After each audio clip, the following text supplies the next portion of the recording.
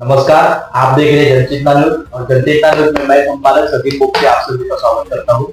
आज हम एक नए खास मेहमान हमारे साथ में जुड़े हुए हैं जो कि तिरुड़ा गोरेगांव विधानसभा क्षेत्र की आवाज बुलंद करने के लिए ओजस्वी वक्ता ओजस्वी नेता के रूप में जनता के बीच में रहते हैं। आज लोकसभा के 18वीं लोकसभा के चुनाव शुरू है। 18वीं लोकसभा के चुनाव को मद्देनजर रखते हुए आज हम खास बातचीत के तौर पर में आए हुए हैं। तो जानेंगे कि इस भंडारा गोंदिया लोकसभा क्षेत्र में सियासी समीकरण है, किस प्रकार बाजी पलटेगा या भारतीय जनता पार्टी के फिर से जो उम्मीदवार वर्तमान खासदार थे उन्हें फिर से भंडारा गोंदिया क्षेत्र की जनता उन्हें फिर से चुनेगी या इस बार परिवर्तन होगा, उसके बारे में जानना चाहिए। तो स्वागत है आपका हमारे जनचेतना न्यूज में। अभी जो हाल ही में भंडारा गोंदिया लोकसभा क्षेत्र के और संपूर्ण देश में लोकसभा के चुनाव होने जा रहे हैं, उसको लेकर काफी इस बार लोगों में संभ्रम है कि इस अभी चुनावी माहौल भी उतना सियासी तौर पे नहीं हुआ है। लोगों का मानना है कि इस बार कौन जीतेगा, कौन इस भंडारा गोंदिया का सांसद होगा, इसको लेकर काफी है। इसके क्या बोलना चाहिए? देखिए, ऐसा है, लोकसभा का चुनाव मतलब देश का सबसे बड़ा उत्सव होता है लोकतंत्र का। तो इस बार जो आप जो बोल रहे कि उत्साह नहीं दिख रहा है लोगों में, ये मैं भी देख रहा हूँ। उत्साह इसलिए नहीं है क्योंकि लोगों का जो 10 साल पहले 2014 में ऐसा लोगों को लगा था कि एक अद्भुत शक्ति वाला पुरुष आएगा और दुनिया बदल देगा। और आप तो जानते हैं, तब मैं खुद हम लोग बीजेपी में थे। पिछले चुनाव में आपने मोदी जी की सभा में भी यस एग्जैक्टली वही बता रहा था कि हम खुद बीजेपी में थे। तो मुझे भी 2014 को ऐसा लगा 10 साल पहले कि एक अद्भुत व्यक्ति, चमत्कारी व्यक्ति अपने पास मिला है और ये पूरा देश का हालात बदल देंगे, क्योंकि उस तरह के मैनिफेस्टो में बात की जा रही थी। इनफैक्ट अपने भाषण में भी मोदी जी बोल रहे थे और हमसे भी जो कार्यकर्ता है हमसे बुलवाया जा रहा था, मतलब अच्छे दिन आएंगे। उस टाइम को जो वर्तमान स्थिति थी, मतलब उसके ऊपर जो अन्ना हजारे जी ने जो आंदोलन किया था, उसके आड़ में इन्होंने एक देश में ऐसा भ्रम फैलाया कि हमको देश में महंगाई बहुत बढ़ गई है, हमको महंगाई कम करना है, देश में पेट्रोल डीजल के भाव बहुत बढ़ गए हैं, वो भी हम कम कर सकते हैं, जो रोजमर्रा की जिंदगी की जो चीजें हैं वो भी।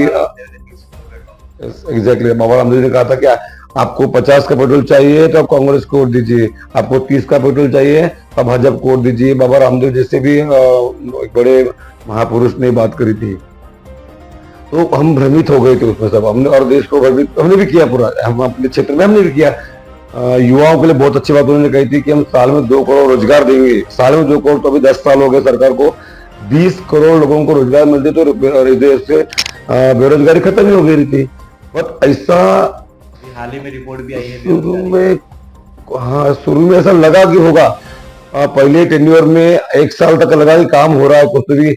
जब प्रधानमंत्री ने देश के लाल किले से शौचालय की बात की थी, ऐसा लगा यार ये प्रधानमंत्री है कि एक प्रधानमंत्री देश के जड़ आखिरी गांव के शौचालय की बात करता है। तो हमको भी लगा था ये कुछ करेगा।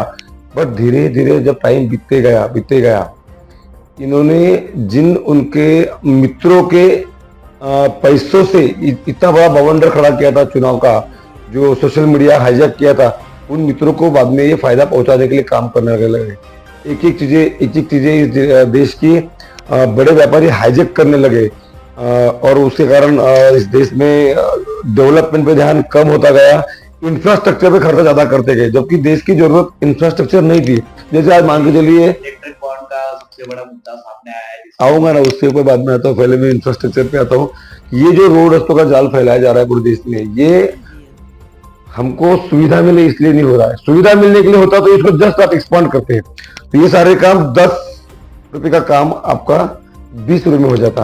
बट इनको उसमें कमीशन खा के पार्टी का फंड बड़ा करने का था, नेताओं का फंड बड़ा करने का। मतलब एक बार सत्ता आई तो पैसे के दम पे सत्ता जानी ही नहीं चाहिए हमारी, इसलिए इन्होंने सीमेंट रोड का जाल बिछाया पूरे देश में। और एक्चुअल पोजीशन में नहीं बिठाया उसको, उसके जमीन से 10-10 फीट 5-5 फीट ऊंचा करके बनाया, क्योंकि अर्थवर्क पर ज्यादा कमाई होती है। बराबर, कोई जरूरत नहीं थी मेरे गांव को नीचे करने की, मेरे गांव के ऊपर तबाह रोड बनाने की।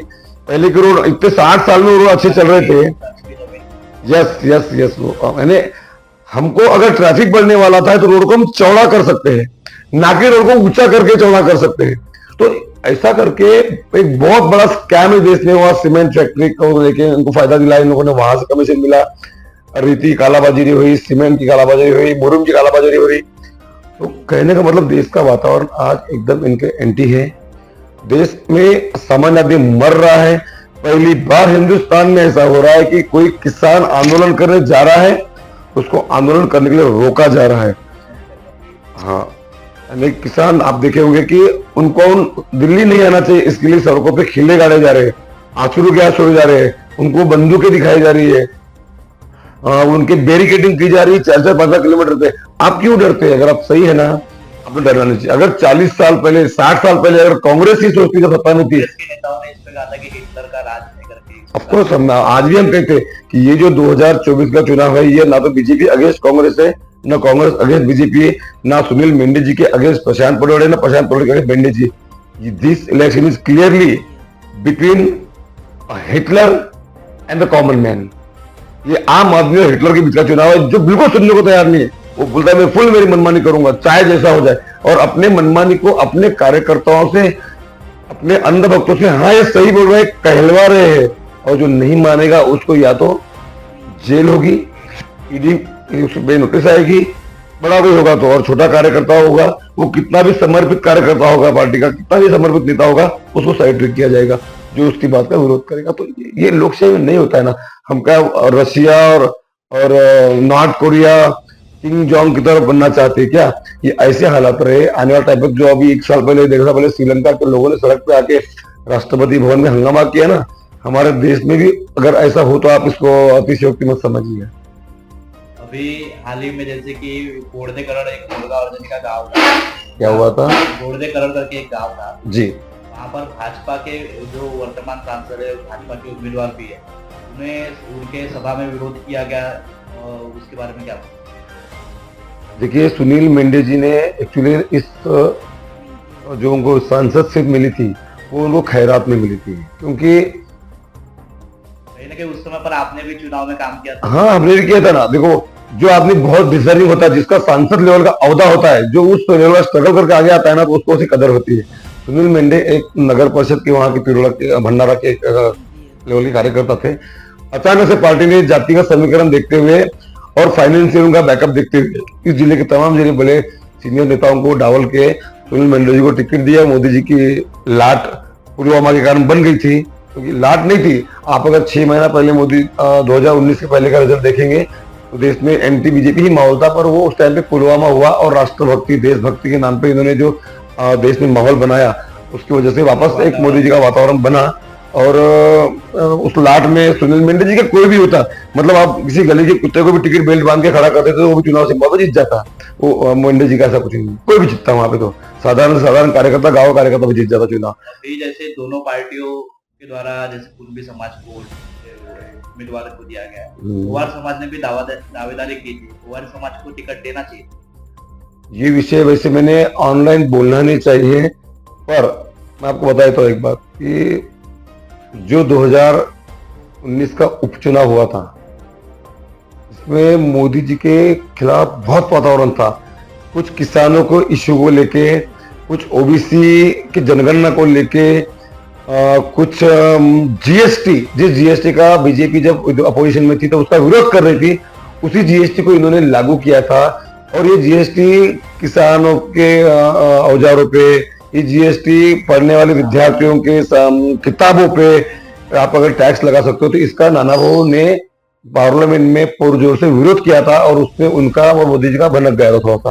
और तो वो चुनाव इसके प्रतिष्ठा का चुनाव था कि एक भूमिपुत्र, एक किसान की बात, एक युवक की बात, एक विद्यार्थी की बात, स्टूडेंट की बात रखने के लिए अगर मोदी जी से झगड़ा करते हैं और उसके बाद उन पार्टी को छोड़ देते हैं, अपना 10,000 का त्याग पत्र दे देते हैं, इतनी बड़ी महानता दिखाने के बावजूद वो चुनाव में हम लोग बीजेपी में, तब की बात बता रहा हूँ, वो चुनाव अगर भाजपा को अपनी प्रतिष्ठा के लिए मोदी जी को बचाने लड़ना था तो जिले के एक अच्छी लीडरशिप को टिकट देनी चाहिए थी।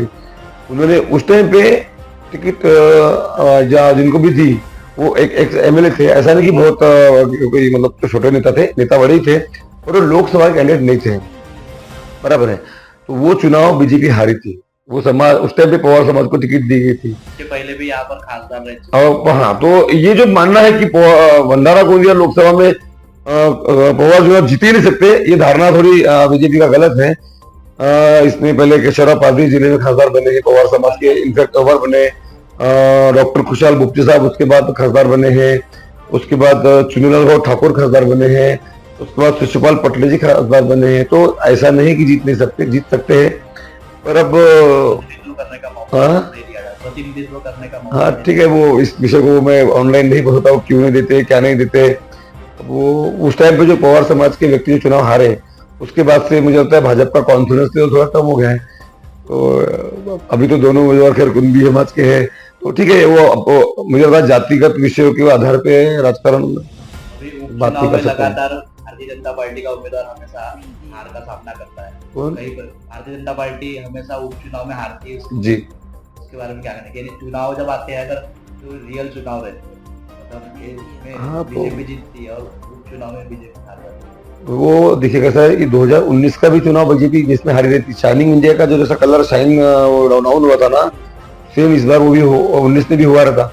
लेकिन वो पुलवामा का हमला जिसमें 100 किलो आरडीएक्स कहाँ से आया, इसके ऊपर इंक्वायरी ये 5 साल बीत गए, भाजपा नहीं कर पाई। जबकि भाजपा ने कहा था कि हमारे 40 जवान शहीद हुए थे वहां पे, बोले जैसे हम सत्ता में आएंगे हम 6 महीने के अंदर इसका इंक्वायरी करेंगे, ये आरडीएक्स कहाँ से आया था और कैसे आया था। पर भैया ये इंक्वायरी इसलिए नहीं कर पा रहे थे क्योंकि वो आरडीएक्स नागपुर से आया था। तो ये इनको सोचना है कि आरडीएक्स कहाँ से आया था। और वो पुलवामा का हमला होने के 1-2 महीना आगे या पीछे, मुझे एग्जैक्ट पता नहीं, जो इलेक्ट्रोल बॉन्ड में फंड लिया गया है ना, उसमें 200 करोड़ के ऊपर का फंड पाकिस्तान से इंडिया में आया हुआ है। तो ये अब देश की जनता को सोचना है कि भाजपा के इलेक्ट्रोल बॉन्ड अकाउंट में किसने बॉन्ड खरीदे 200 करोड़ के, ऐसा कौन सकता है। वो भी पुलवामा हमले के आगे पीछे ही हुआ है सब। मोदी जी ने तो कहा, अभी हाल ही में एक चंद्रपुर की सभा हुई जिसमें कहा कि उन्होंने हमने वैक्सीन फ्री में लगाया, 80 करोड़ रुपए को बांटा है। तो और बाकी देशों में हजारों रुपए में वैक्सीन दिया जा रहा था। देखिए ऐसा हिंदुस्तान में पहली बार नहीं हुआ है, कांग्रेस के जमाने में भी अपने यहाँ पे आप एक चांद लगा होगा ना। उन्होंने भी कहा कि कांग्रेस के जमाने में टीका लगवाने के लिए बहुत लाइन लगना नहीं, ऐसा गलत बात है, वो झूठ बोलने में तो मोदी जी बहुत माहिर है। विषय यह है कि उन्होंने कभी ऐसा प्रचार नहीं किया अपना वो वैक्सीन पे फोटो डाल के। उनकी वैक्सीन बनाने वाली कंपनी प्राइवेट कंपनी है, वैक्सीन का पेमेंट गवर्नमेंट ने किया है। तो वहां पे भारत सरकार का नाम लिखो ना, सौजन्य। आप क्यों अपना नाम लिख रहे हो? आप डेमोक्रेसी को बदल रहे हो कुल मिला के। आपको यूरिया के बोरे पे आपका फोटो चाहिए, आपको संडास पे आपका फोटो चाहिए, आपको पेट्रोल पंप पे आपका फोटो चाहिए, आपको रेलवे पे आपका फोटो चाहिए, आपको बसों पे आपका फोटो चाहिए, आपको अब वो ये सब कम पड़ रहा है, आपको रेशन कार्ड की दुकान में वो रेशन के थैले पे आप बांट रहे हैं, आपको उस पे फोटो चाहिए। क्यों?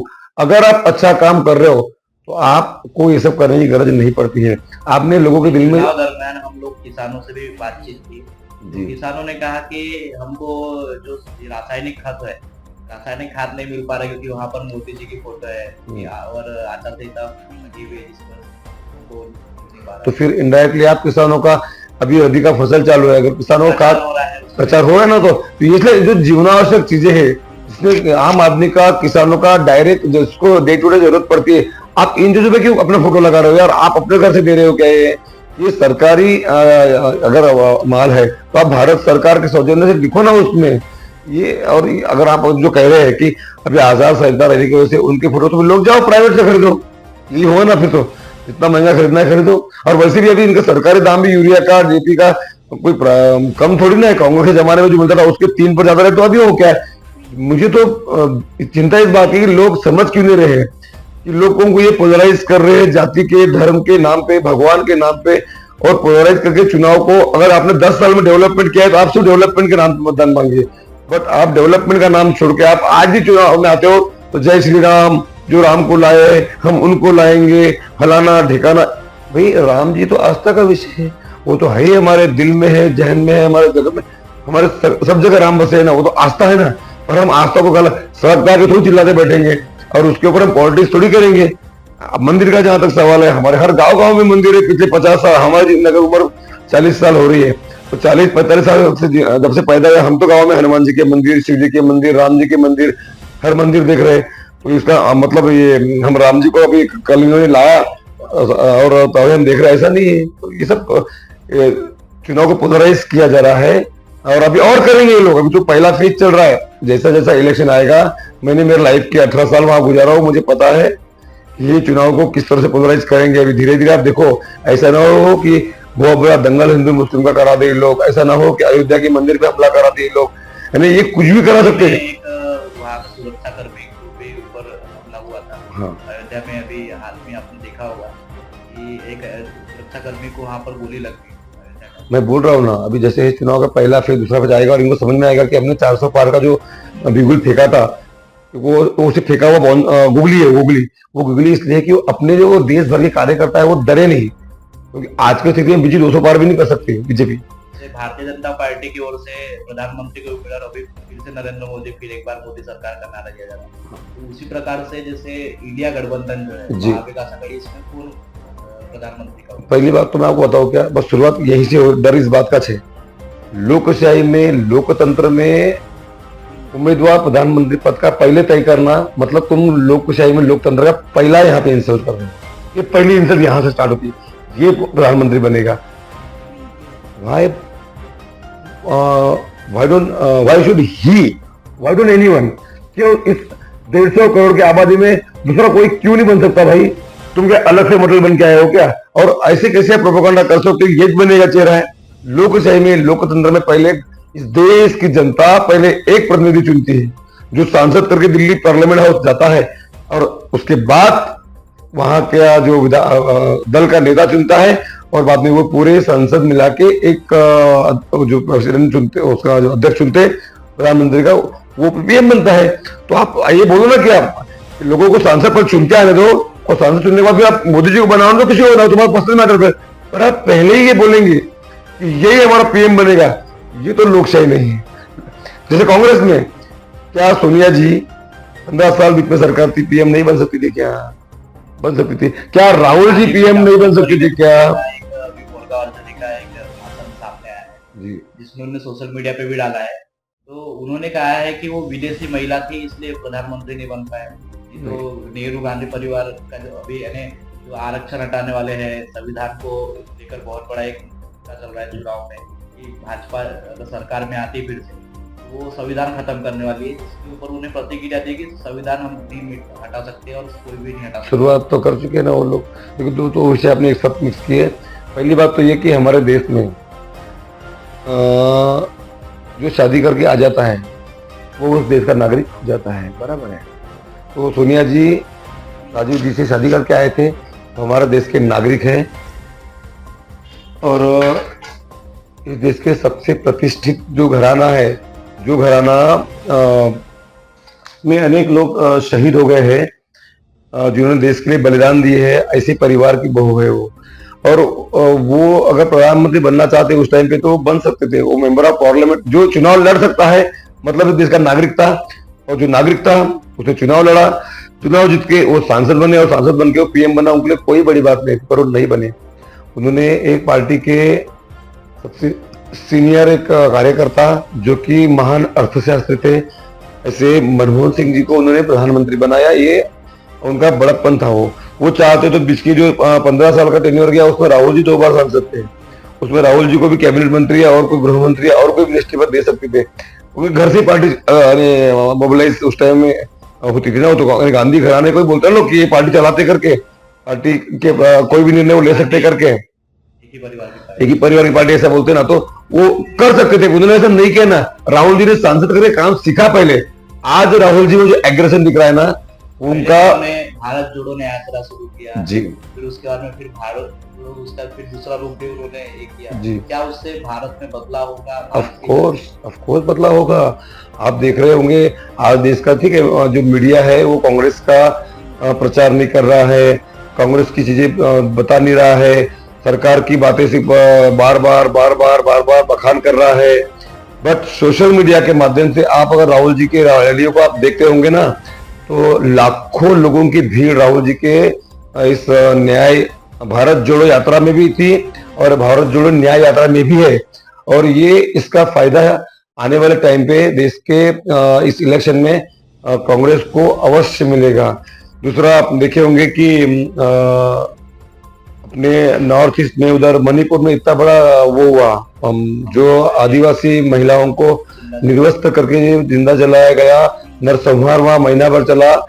हमारे यहाँ के प्रधानमंत्री साहब को विदेश घूमने का समय था और वहां जाके आने का, वहां के हालात का जायजा लेने का, हाँ, कोई प्रतिक्रिया देने का कोई समय नहीं मिला उनको। सिर्फ हम ये बोल सकते कि हमने आदिवासी समाज की महिला को इस देश के सर्वोच्च पद पे बिठा दिया, महामहिम राष्ट्रपति बना दिया। बट उसी समाज के लोगों पर जब अत्याचार होता है तो कोई उसके ऊपर दो शब्द बोलने तैयार नहीं। तो क्या हम सिर्फ क्या राजनीति में वोट लेने के लिए, मतदान लेने के लिए, हम उस जाति को अपना बनाने के लिए ये सब तो नहीं कर रहे हैं? इस बात की शंका मुझे लगती है। अभी महाविकास आघाड़ी की तरफ से कांग्रेस के खाते में टिकट गई जी, और 25 वर्षों के बाद में ईवीएम में कांग्रेस का सिंबल नजर आने वाला जी, और एक नया चेहरा कांग्रेस ने दाव पर लगाया है। जी। तो क्या परिवर्तन होगा नया चेहरे और कांग्रेस का सिंबल पे? क्या महाविकास आघाड़ी का? Yes, of course. मैंने आपको पहले भी कहा था, ये चुनाव कोई कांग्रेस वर्सेस बीजेपी का नहीं है। ये चुनाव एक देश में हिटलर शाही से देश को चलाने वाले हिटलर वर्सेस सामान्य नागरिक का चुनाव है। हम हिटलर इसलिए बोल रहे हैं ना कि वो सुनते ही ना किसी की, उनके पार्टी के लोगों को नहीं सुनते, उनके पार्टी के भी नेता त्रस्त है। भी तो अगर आपका इतना अच्छा काम है, अगर आप इतना अच्छा काम कर रहे थे, तो आपको देश के इन छोटे छोटे दलों को ईडी के मार्फत डरा के अपने महायुति में शामिल करने की गरज क्या पड़ी? क्यों पड़ी? उन पार्टी को आपने लिया है जिन पार्टी को आपने महीना पहले भर नोटिस भी दिया और उनको भ्रष्टाचारी होकर के प्रधानमंत्री ने आके खुद यहाँ पे बोला था, बराबर। तो वही बता रहा हूं मैं, आपने बोला कि एनसीपी इस महाराष्ट्र की, उसका लॉन्ग फॉर्म बताया था पीएम ने, एनसीपी, नेशनलिस्ट करप्ट पार्टी, कुछ पार्टी ऐसा बोला था उन्होंने। और स्पेशली वो हमारे तत्कालीन उस जमाने के हमारे पार्टी के मुख्यमंत्री जो थे माननीय नेता अजीत दादा पवार जी, इनके बारे में कहा था कि अजीत दादा घोटालेबाज नेता है। उन्होंने कहा था अजीत दादा केवल सिंचाई का 75,000 करोड़ का घोटाला है। और देवेंद्र फडणवीस जी ने कहा था कि अगर हम सरकार में आएंगे तो अजीत दादा चक्की पिसिंग करके खूब उन्होंने भी नौटंकी किया था। और उन्होंने ये भी कहा था कि राष्ट्रवादी युति हमारी तर्कसंगत नहीं हो, नहीं हो सकती। मैं बोले आया टाइम तो राजकारण से संन्यास ले लूंगा, कायम अविवाहित रह जाऊंगा, ऐसा भी कुछ बोला था उन्होंने। पर राष्ट्रवादी युति हम नहीं करेंगे। दूसरा, चंद्रपुर के हमारे बड़े नेता उस जमाने के बीजेपी के सुधीर भाऊ मुनगंटीवार साहब ने तो कहा, उनके ओबीसी जागर यात्रा में कहा था, युवा जागर यात्रा में, कि विदर्भ अलग, अगर हमारी पार्टी हुई तो विदर्भ अलग करेंगे। ये तब की बात थी। वो आई, सत्ता चली गई, कोई विदर्भ अलग हुआ नहीं और कुछ करने का इन्होंने किया नहीं। तो कैसा ये सब हम वहां साथ में रहे हैं। वहां पे बोल बच्चन, अमिताभ बच्चन है, झूठ को 10 बार बोलो, ताकत से बोलो और सिर्फ बोलते रहो, ऐसा वहां का काम है। इसलिए वो इस बार का जो चुनाव है, इसमें आप जैसा कह रहे थे कि कैंडिडेट नया है और बहुत सालों बाद पंजा आया है, तो बेसिकली ये रिएक्ट होने वाला है। राष्ट्रवादी का जन्म भी जो हुआ है वो कांग्रेस से हुआ है और इसलिए जो राष्ट्रवादी का जो कार्यकर्ता है या राष्ट्रवादी का जो वोटर है, ये पुराना कांग्रेस का वोटर है, पंजे का वोटर है। तो हाँ, आता हूँ मैं उस पर भी आता हूँ। जो कार्यकर्ता है या वोटर है, ये उनको आत्मीय जो उनका ये है मनोबल है, वो अभी उच्च पे है कि हमारा पंजा 25 साल बाद वापस आया है। ठीक है, सिंबल मैटर करता है। अगर बहुत अच्छी वर्किंग है जनता के बीच में तो सिंबल मैटर नहीं करता, पर एक कांग्रेस जो बेसिकली कांग्रेसी माइंड का जो आदमी, उसके लिए पंजे का अपना इमोशनल अटैचमेंट था और है भी। अभी जनता के बीच में आप जा रहे हैं, डेली प्रचार कर रहे हैं उम्मीदवार का, तो उसमें जनता की क्या प्रतिक्रिया आ रही है? जनता क्या बहुत अच्छी प्रतिक्रिया आ रही है। पहली बात क्या होता है ना कि हम जब भी कोई जनप्रतिनिधि चुन के आता है, वो कितना भी बहानेबाजी बताए कि मेरे को दिल्ली जाना पड़ता है, मेरे अधिवेशन रहते हैं, मेरे को समितियां रहती है। भैया, साल में 365 दिन होते हैं। तुम्हारी असेंबली कितने महीने की रहती है? तुम असेंबली के दिन माइनस कर डालो।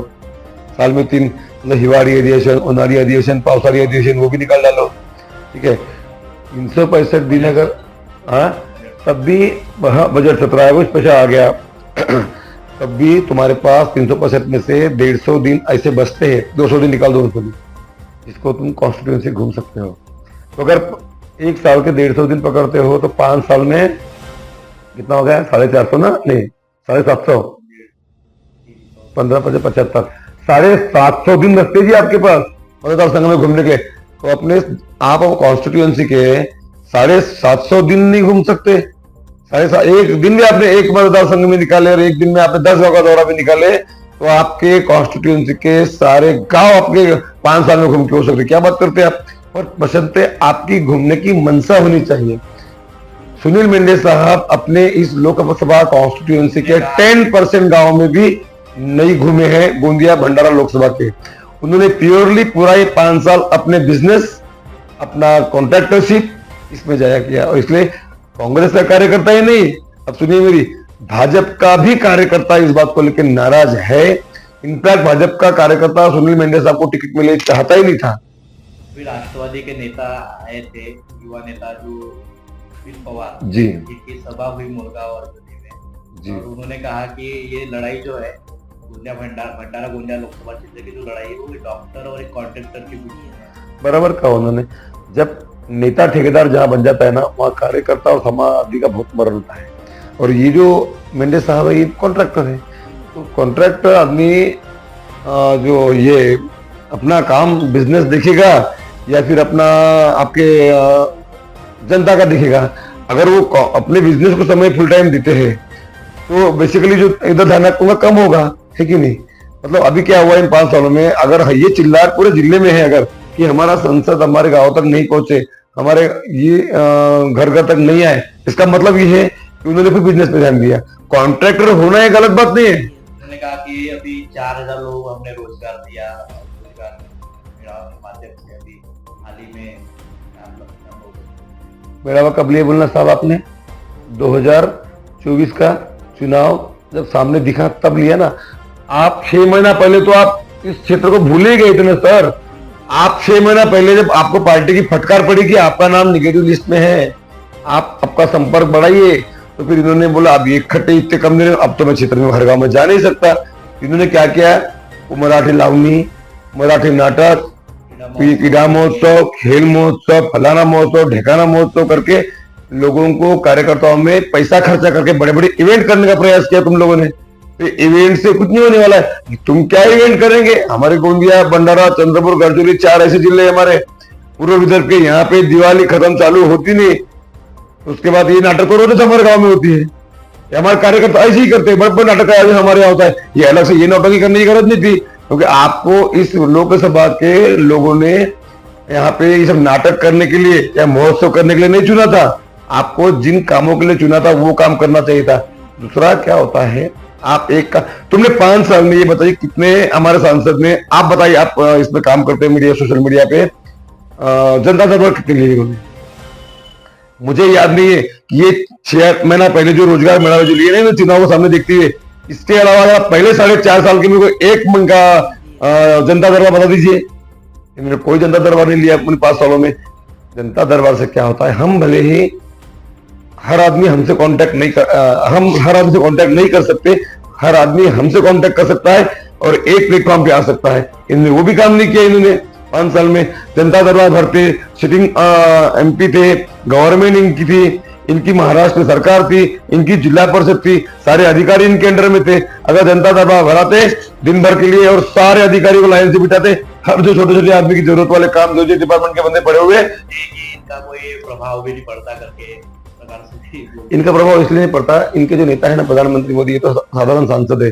मोदी जी के सामने उनके मुख्यमंत्री की भी औकात, सॉरी उनके मिनिस्टर्स की भी औकात नहीं। सारे निर्णय मोदी जी लेते। रेलवे को हरी झंडी देना था तो पहले रेल मंत्री आते थे, अभी मोदी जी हरी झंडी देते हैं।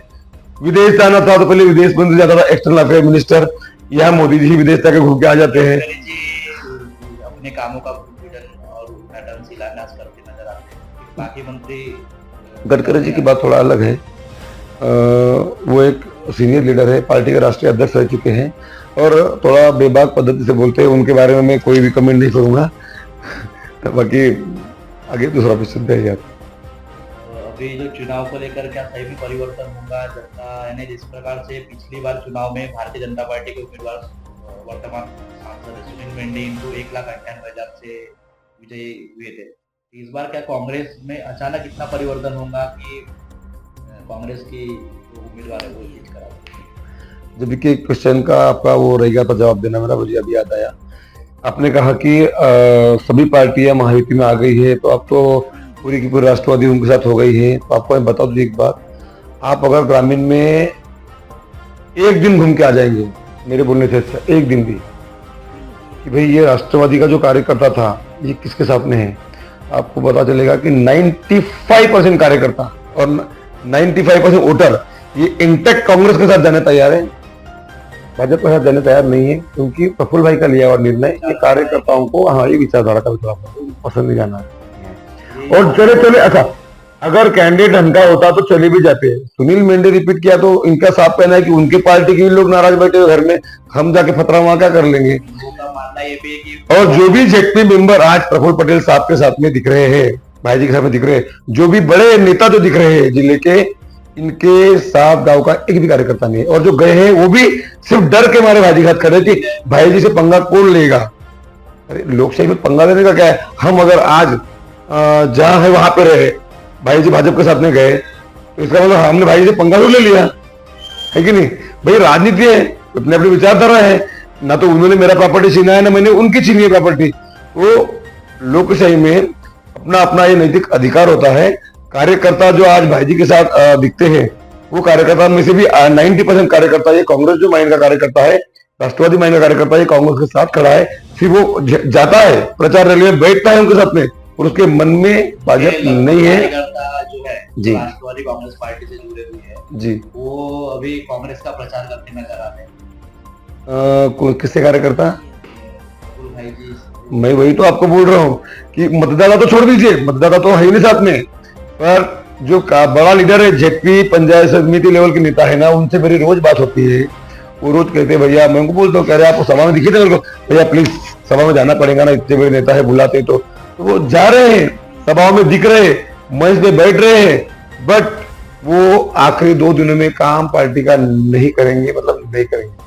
वो नहीं, भाजपा का कार्यकर्ता इस बार मतदान देने वाला नहीं है इनको, क्योंकि भाजपा के कार्यकर्ता भी गाँव का ये समझ गया है कि ये चुनाव को पोलराइज कर रहा है। कार्यकर्ताओं में भी नाराजगी चल रही है। कहीं ना कहीं आज हमें भंडारा के उम्मीदवार को ही टिकट दी जा रही, कांग्रेस के द्वारा भी दी गई है और भाजपा के द्वारा भी भंडारा को प्रतिनिधित्व करने का नहीं। वो तो खैर देखो, इतना बड़ा लोकसभा क्षेत्र है तो कभी इधर का जाएगा कभी उधर का जाएगा, ऐसे सीमांकन के बाद में उम्मीदवार अभी तक बने दोनों पार्टियों ने दिया ना। वो तो हमारा भी जो उम्मीदवार है ना, ये आप उम्मीदवार को नया उम्मीदवार मत समझिए उसको, उनके बारे में संक्षिप्त में जानकारी आपको देता हूँ। देखो 5 साल पहले तो सुनील मेंढे साहब भी नए थे ना, ये कोई सांसद बने थे या कोई विधायक बने थे, नगराध्यक्ष नगर सेवक से नगराध्यक्ष डायरेक्ट बने थे, और वो भी वही लाट के चक्कर में बने थे, कोई बहुत बड़ा कार्य प्रणाली उनकी थी इसलिए नहीं बने थे। मेरा ये कहना है कि डॉक्टर प्रशांत पडोले की पार्श्वभूमि में आपको बताता हूँ। डॉक्टर प्रशांत यादवराव पडोले नाम है उनका, ये क्वालिफाइड एक MBBS लड़का है, MD है, भंडारा में उनका हॉस्पिटल है, दोनों हस्बैंड वाइफ सोशल वर्क में करते हैं, हॉस्पिटल चलाते हैं। कोरोना काल में काफी लोगों का इलाज उन्होंने फ्री में किया है, आज भी बहुत से लोग जाते हैं, पैसा नहीं है, उनको रोका नहीं जाता, उनको मुफ्त सेवा दी जाती है। एक पार्श्वभूमि उनकी डॉक्टरेट की होगी। दूसरी बड़ी बात, प्रशांत पडोले जी, यादवराव पडोले जी के बेटे, आपने देखा होगा कि पूरे पूर्व विदर्भ में किसी भी जिले में जिला दूध संघ का विकास क्या बोलते हैं कहीं भी नहीं हुआ, ना चंद्रपुर में हुआ, ना गढ़चिरौली में हुआ, ना वर्धा में हुआ, ना रामटेक में हुआ। जिले का दूध संघ इतना बड़ा डेवलपमेंट कहीं भी नहीं हुआ जितना गोंदिया भंडारा में हुआ।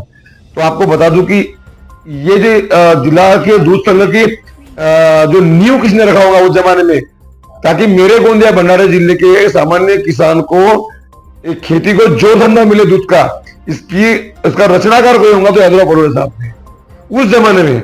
हाँ, उनको सहकार महर्षि इसलिए बोला जाता था, और नॉन स्टॉप 15 साल तक 20 साल तक वो जिला दूध संघ के अध्यक्ष रहे। इस जिले के किसानों के घर में एक गाय कैसे बांधी जाए, एक मुर्रा भैंस कैसे बांधी जाए, और किसान का अगर घर में दूध निकलता है तो उसकी उपजीविका उस दूध के माध्यम से कैसे की जाए। आज जो हम लोग गाँव में, अब तो बहुत कम हो गया, पर उस जमाने में दूध का व्यापार, घर से दूध व्यवसाय करना भी अपने आप में घरगुती व्यवसाय कहा जाता था, गृह उद्योग था वो। तो ये नींव रखने वाले यादवराव पडोले जी के बेटे हैं। राजकीय पार्श्वभूमि उस लड़के को है, हम ये मानते हैं कि वो नया है। अभी कई लोग बोलते हैं कि वो अरे वो उसको बोलना भी तो नहीं आता। देखो, माँ के पेट से कोई नेता बन के नहीं आता है। हर कोई जब फील्ड में आता है, लोगों के बीच में काम करता है, कुछ चीजें सीखता है, कुछ चीजें सिखाता है। आपको बता रहा हूँ, एक 6 महीने का समय जान दो, जब वो लड़का सांसद बन जाएगा, पार्लियामेंट में डिबेट में बड़े बड़े नेताओं को सुनते हुए देखेगा ना, तो 7वें महीने से फर्राटेदार वो भी बोलेगा और आपके सामान्य आदमी के विषय वो रखेगा। क्योंकि उसको ना तो ठेकेदारी करना है, ना बिजनेस करना है, ना कॉन्ट्रैक्टरशिप है। दोनों हस्बैंड वाइफ डॉक्टर है।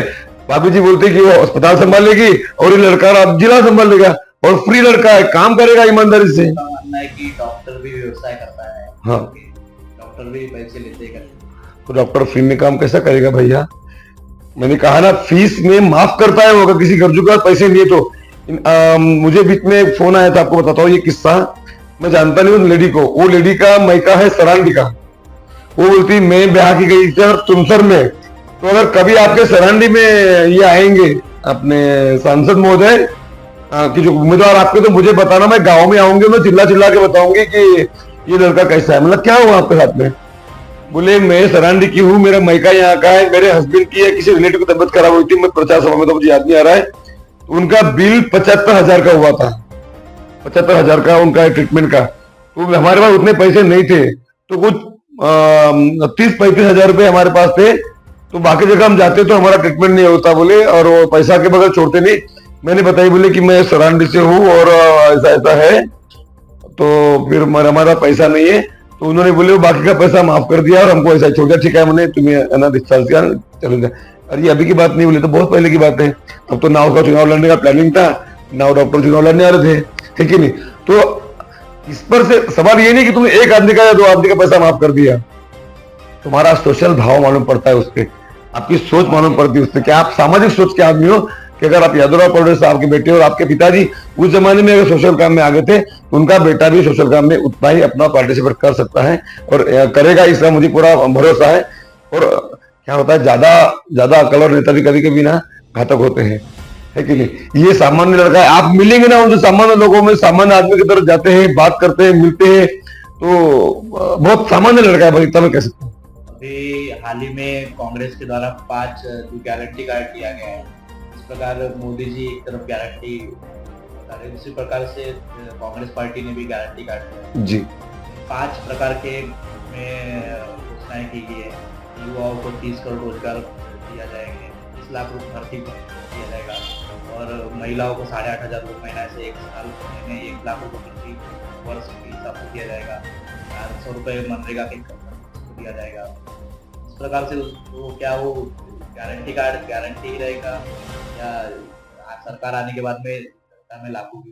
देखिए, पहले 2014 में मोदी जी ने गारंटी दी थी। गारंटी नहीं, आपको एक जुमला दिया था कि मैं आऊंगा तो 15 लाख अकाउंट में डालूंगा, बरोबर है।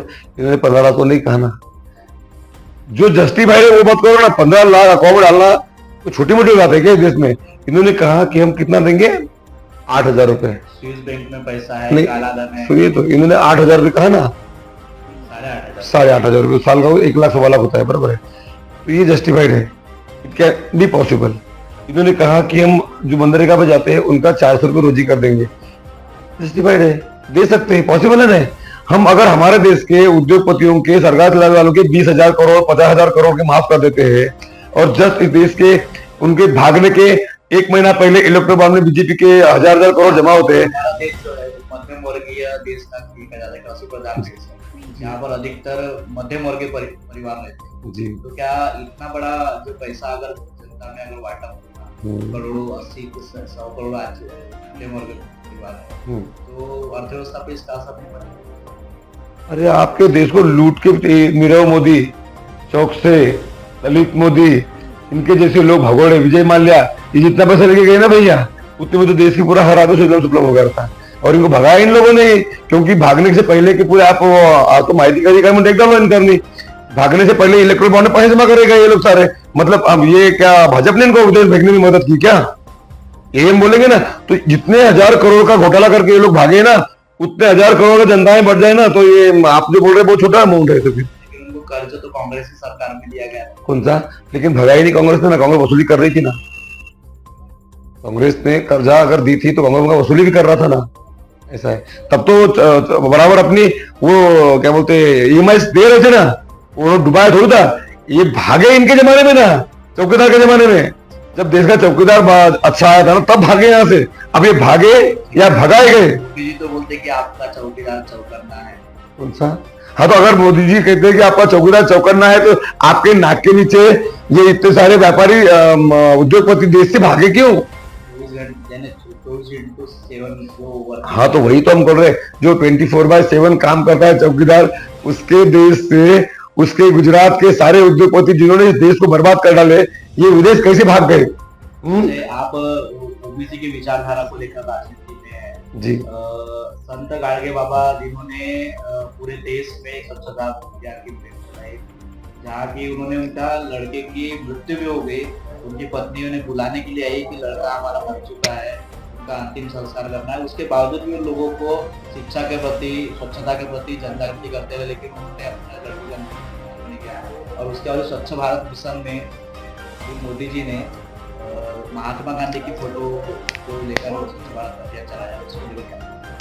देखो, महात्मा गांधी जी के बारे में जब नरेंद्र मोदी जी बोलो या भाजपा का पूरा कुनबा जब बात करता है ना, तो वो हंसी आती मुझे। एक तरफ आप गांधी जी का नाम का यूज करके देश में एक अपनी इमेज को क्रिएट करना चाहते हो, दूसरी तरफ जिस नथुराम गोडसे ने गांधी जी को मारा है, आप उस नथुराम गोडसे का भी समर्थन करते हो कि उन्हें सही किया है। मतलब आपको एक बात तो तय करनी पड़ेगी लोकशाही में कि आप गांधी जी के साथ हो, उनके विचारों के साथ में हो, या नथुराम गोडसे के विचारों के साथ में हो। ऑफ कोर्स थे वो करके। मैं वही तो बोल रहा हूँ आपको, मैं बहुत लंबा नहीं जाऊंगा इस विषय को लेकर कि आपको तय करना पड़ेगा, लोगों को भ्रमित मत करिए। Whether you are with Gandhi ji और with the Godse, you have to decide. हाल ही में अभी जैसे ये चुनाव समाप्त हो जाते हैं, उसके बाद में विधानसभा के चुनाव भी आने जी।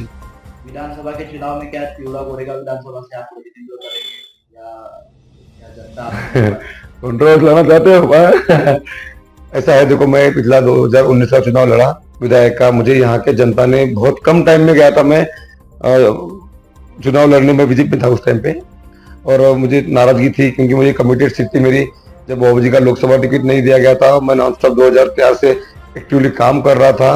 कि आपको भारतीय जनता पार्टी से भी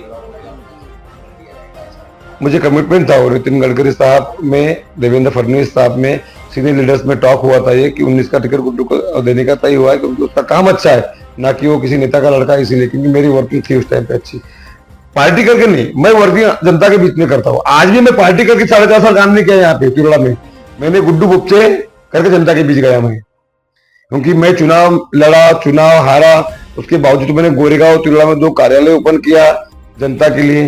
तो कोई प्रफुल्ल भाई पटेल साहब ने थोड़ी मुझे पैसा दिया ऑफिस से जाने के लिए, ना मुझे एनसीपी ने पैसा दिया कार्यालय ओपन करने के लिए। मैं जनता के बीच में गुड्डू बुपचे करके गया। आज मेरे 5 कर्मचारी तिरोड़ा में काम करते हैं, 2 कर्मचारी मेरे गोरेगांव में, सॉरी कर्मचारी नहीं, मेरे प्रतिनिधि है, आई एम सॉरी, मैं उनको कर्मचारी नहीं बोलता, क्योंकि कर्मचारी इतना जेन्युइनली काम नहीं करता, दिल से काम नहीं करता, वो प्रतिनिधि कर सकता है। तो वहां मेरे 4-5 प्रतिनिधि वहां पे है, यहाँ 2 प्रतिनिधि।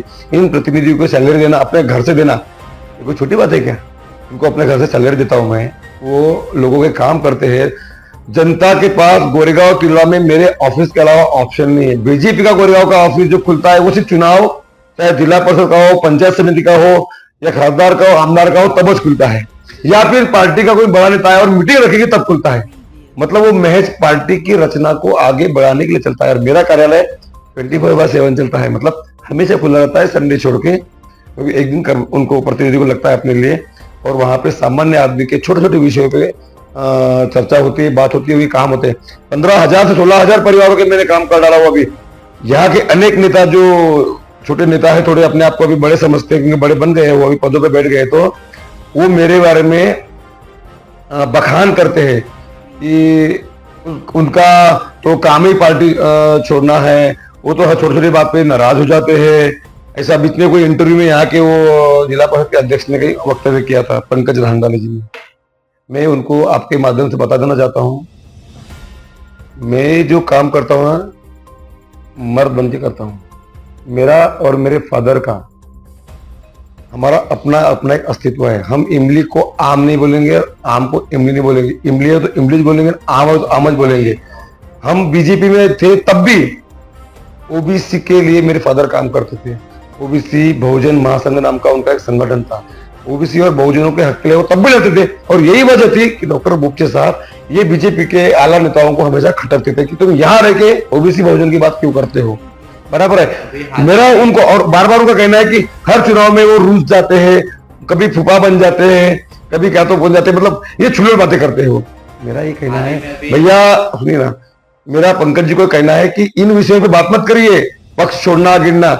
आपको ये 2.5 साल मिला है अभी तक के, आपकी उपलब्धि बताइए। आप जिला परिषद के अध्यक्ष पद के बैठ के सरकार के कामों को कार्यान्वित करना, ये तो काम ही है आपका। वो आप नहीं बैठेंगे तो कोई और चेहरे बैठेगा, तो अधिकारी ने काम करना ही है। आप जल जीवन मिशन रखवाओ या बीएनसी कोई काम रखवाओ या अन्य कोई शासन की योजना रखवाओ, योजना ऊपर से आती है, वो रखवाने का काम। मेरा कहना है व्यक्तिगत तौर पे तुमने क्या किया है, सामान्य आदमी के लिए तुम क्या कर रहे हो, ये जनता को बताओ। तुम गुड्डू बोपचे से कंपेयर मत करो। गुड्डू बोपचे बोलता है कि मैंने 15,000 लोगों के काम किए, तुम्हारी औकात है तो तुम 1500 लोगों के काम कर किए हो, ये रिकॉर्ड जनता को बताओ, ऑनलाइन आके बताओ, हिसाब दो उस चीजों का। ये बोलते हैं हम गांव में जाते हैं और गांव के लोगों को हम प्रोत्साहित करते हैं कि आपके गांव के स्कूलों में आप पैसे जमा करिए चावा समिति के माध्यम से और कॉन्ट्रैक्ट बेस से शिक्षक रखिए, और हमारे आदेश को लोग बहुत मानते हैं। कई गांव में लोगों ने कॉन्ट्रैक्ट बेस से 5,000 रुपए शिक्षक रखे। क्यों लोग शिक्षक रखेंगे कॉन्ट्रैक्ट बेस पे? मेरा ये सवाल है इन लोगों को। भाई साहब, सरकार ने क्या कॉन्ट्रैक्ट भर्ती बंद करो। तुम पहली बात तो तुम गांव के उन स्कूलों को बंद करने जा रहे हो जो हिंदुस्तान की जड़ है, एक विकसित भारत, विश्व गुरु। ये गांव की स्कूलों को बंद करके गांव के लोगों को अनपढ़ बना के कौन सा विश्व गुरु बना रहे आप देश को? भाई ये क्या मैसेज दे रहे देश को तुम? तो मेरा कहना है गुड्डू बोपचे के ऊपर फोकड़ाबाजी करने की बजाय पंकज रांगवाला जी ने अपने काम गिनाने चाहिए, काम करने चाहिए। ये जिला परिषद में बैठ के कुर्सी पे अध्यक्ष पद पे बैठ के महज क्या बोलते हैं उसको, किसी पे आरोप करना, उपा बन गया, फूफा बन गया, फालतू की बातें करने का टाइम नहीं। अभी गुड्डू बोपचे बोल रहा है कि मैंने 15,000 लोगों के काम किए, तुम साला 1,500 लोगों के काम किए हो, व्यक्तिगत काम बोल रहा हूं मैं, तो उसका रिकॉर्ड जनता के सामने रखो। बाकी गुड्डू बोपचे के बारे में तब बात करना।